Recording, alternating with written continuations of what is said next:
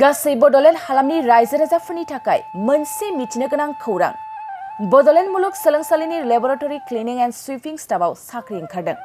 थाखो 8 सिम फरायनाय सुबुंफ्राबो बे साख्रिखौ एप्लाइ खालामनो हागोन। 45 बोसोर बैसोसिम गेजेरनि सुबुंफ्रा बे साख्रिखौ एप्लाइ खालामनो हागोन। साख्रिनि दान बान्थाया 3,000 रां। अनलाइन आरो अफलाइन मोन्नैनि गेजेरजोंबो एप्लाइ खालामनो हागोन। एप्लाइ खालामनाया दासान्दि सोलिगासिनो आरो फैगौ 9 डिसेम्बरावनो थुंगेगोन। अनलाइननि गेजेरजों sandipdas@bunip.edu.in आव नङाब्ला sandipdna2003@yahoo.com.in आव गावनि फोरमानलाइसिखौ दैथायहरनो हागोन। अफलाइननि गेजेरजों professor Sandeep Das technology incubation centre Bodoland इउनिभारसिटियाव फोरमानलाइसिखौ हैनो हागोन।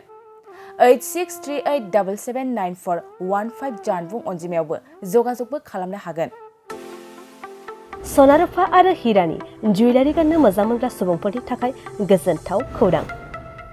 दासान्दि फुजा बोथोरखाय खम बेसेनाव फानगासिनो MSCB जुवेलार्सआव सना रुफा आरो हिरानि समायना रमायना जोंख्लाबनाय जुवेलारिज।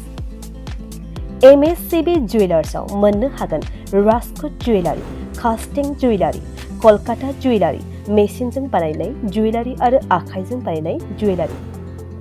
लोगोसेनो हाबा हुखायाव गाननो थाखाय सना आरो हिरानि समायना जुवेलारिसफोरखौबो मोननो हागोन।